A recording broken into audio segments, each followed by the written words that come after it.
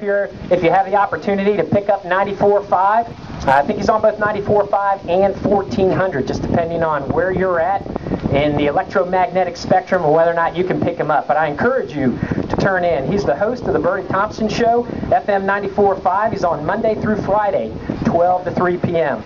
Burnie's a former Air Force officer. He's a college English teacher. He has 2 master's degrees, one in print journalism from USC in LA. We're glad that he found the light and came out east.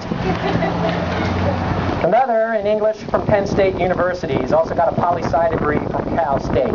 Burnie is an outstanding voice for constitutional conservatism. And I encourage you to tune into his radio show. You're going to learn a lot. And he is a great voice for the movement. I want you all to give him a big welcome from Panama City, and we're glad he's here.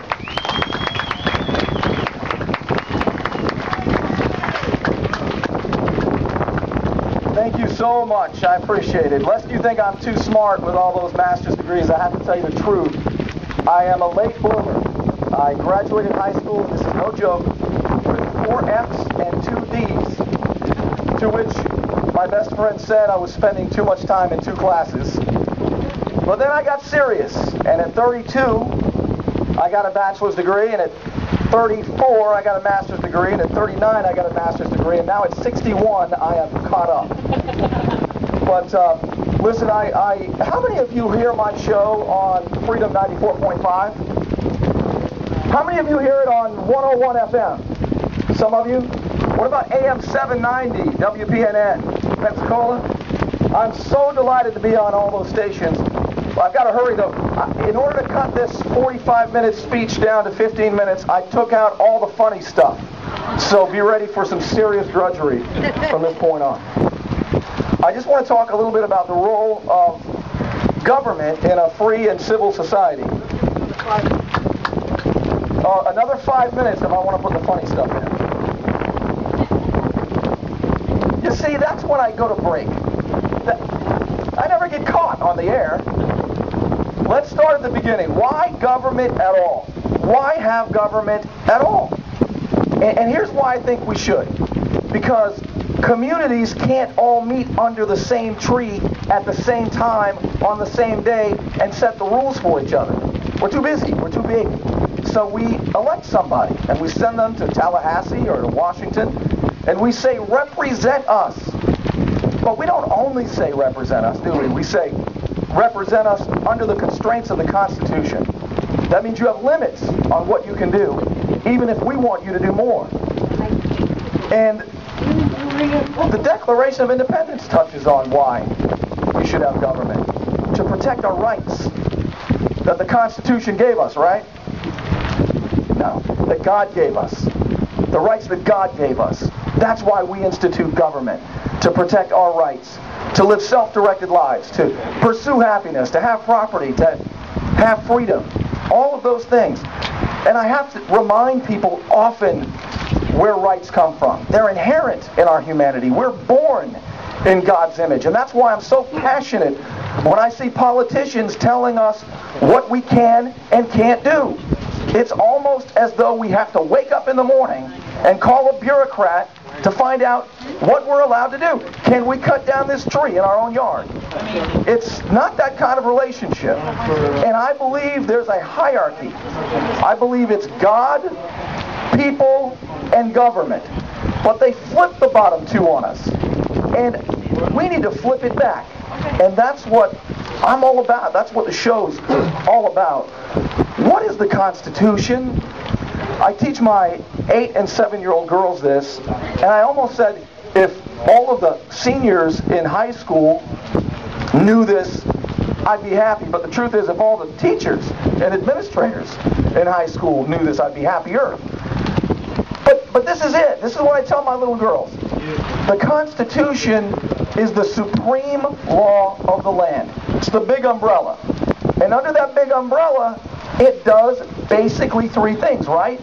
It sets up the structure of government, it limits the power of government, and it protects the rights God gave us.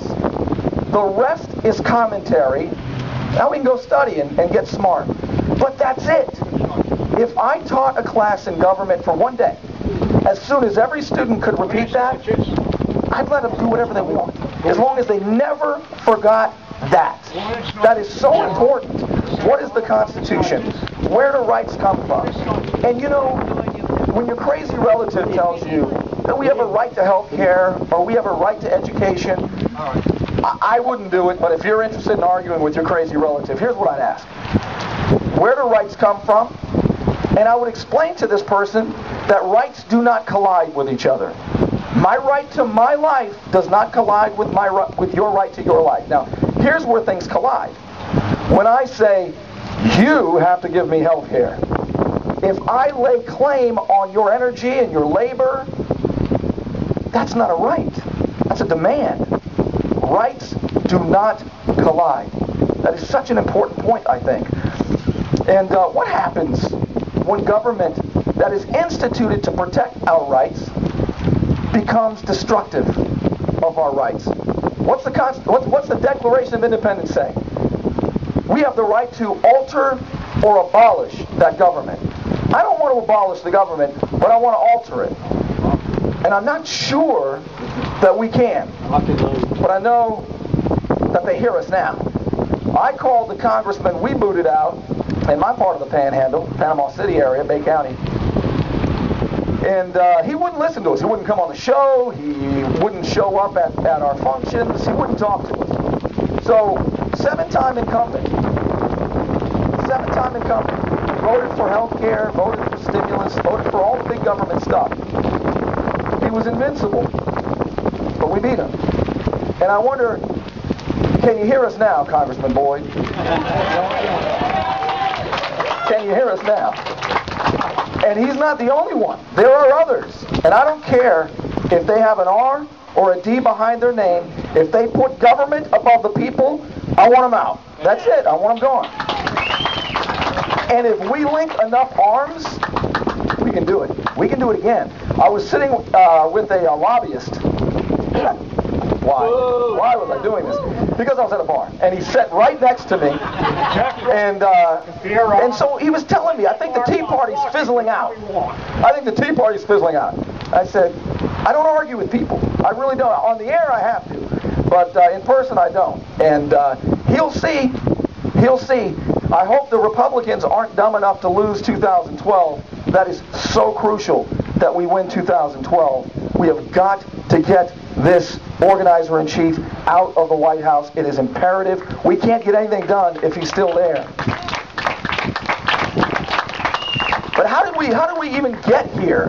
How did we get to this place where you deserve to be with your family? We deserve to be pursuing happiness. We deserve to live self-directed lives. But, well, Thomas Jefferson said it. The price of freedom is what? Eternal vigilance. We've got to keep our eyes on them. And we've got to remind them. Where in the Constitution do you get the authority to do that? When they start talking about some policy, my constituents have come to me and they need me to do this. I always say, where in the Constitution do you get that authority? Where? And secondly, I like to ask, where are you going to get the money if we're $1.6 trillion in debt? Those two questions alone should stop them, but they go unabated. They just keep marching along. The third question I think we should ask is, does it work? And if it doesn't work, we should abolish it. And I've got some ideas. I don't know how I can do this in 2 minutes, but I can save $150 billion.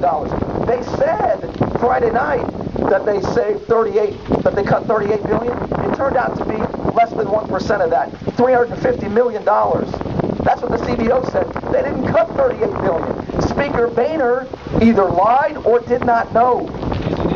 I don't know which it is, but it's a big deal. It's a big, big deal. So, how did we get here? Well, my favorite book, The Law, if you've ever heard me talk about it, by Frederick Bastiat. He wrote this in 1850, and he talks about the proper role of government in free society. Listen to what he says. How do you identify legal plunder? See if the law takes from some persons what belongs to them and gives to other persons to whom it does not belong.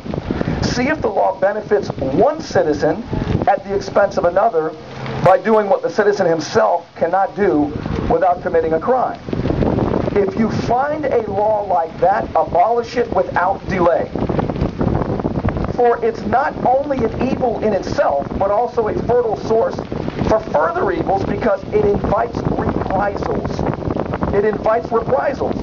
And if such a law is not abolished, and which may be an isolated case, it will spread, it will multiply, and it will develop into a system. Now, people will say when you say, we got to stop trying to live off of everybody else, you'll have major protests like we're seeing now. People will say that you're being greedy, you're taking away from me. He says, do not listen to this sophistry. The acceptance of these arguments will build legal plunder into a whole system. The present-day delusion is an attempt to enrich everyone at the expense of everyone else, to make plunder universal under the pretense of organizing it. I'm not sure if we can fix the system within the system, but I know we must alter or abolish a government that becomes destructive of our rights. Light bulbs, septic tanks, what trees that are ours can we cut down, surveillance, seizures, entitlements. Well, I think entitlements, that's precisely why everything is so contentious right now. It pits us against each other. It's very Mussolini-ish. Mussolini, by the way, used to say that everything should be inside the state. Everything inside the state, nothing outside the state. Why is it that every time we have a problem, people say the government can solve that problem?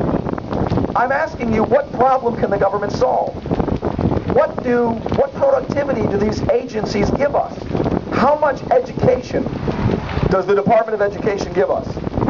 How much energy does the Energy Department give us? They don't. And they should be abolished immediately, in my view.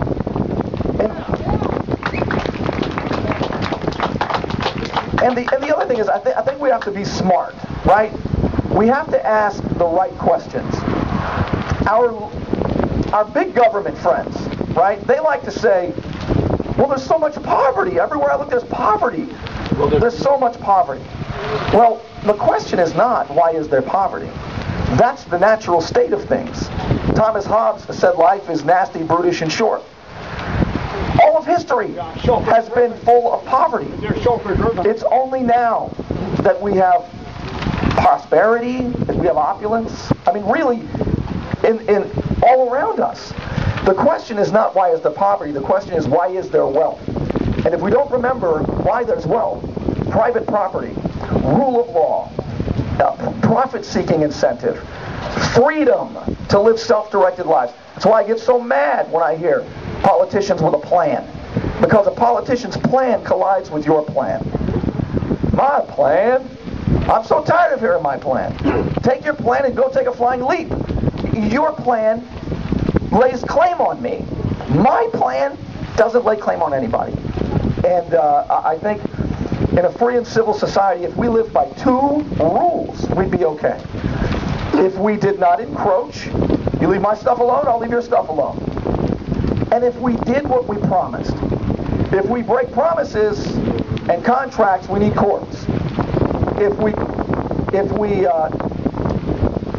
basically assault each other, we need police, right? There are reasons, but how nice would it be if we didn't encroach and we didn't break promises? Who is breaking more promises and encroaching more? The people or the government? Think about it. Alter or abolish? These words ring in my head. I'll tell you, I think we need some government reforms, and I mean real reforms. My reforms would look like this. The theme of my show this year for Tallahassee is repeal, baby, repeal. If you're going to pass a law, repeal too. It's kind of like if you're going to cut down a tree, plant a tree, that kind of thing. And I asked Speaker Dean Cannon in Tallahassee to do this. And evidently I was talking to the right guy because he has been thinking about this for a while too. They're going to repeal more laws. And granted, some of them are silly laws, but still, they shouldn't be on the books. They're going to repeal more laws in Tallahassee this year than they ever have. And I think that's one good thing. They're doing a few good things, right? That's one good thing I think they're doing. I'm big on the red light cameras. I do not believe free and dignified citizens should be surveilled by bureaucrats.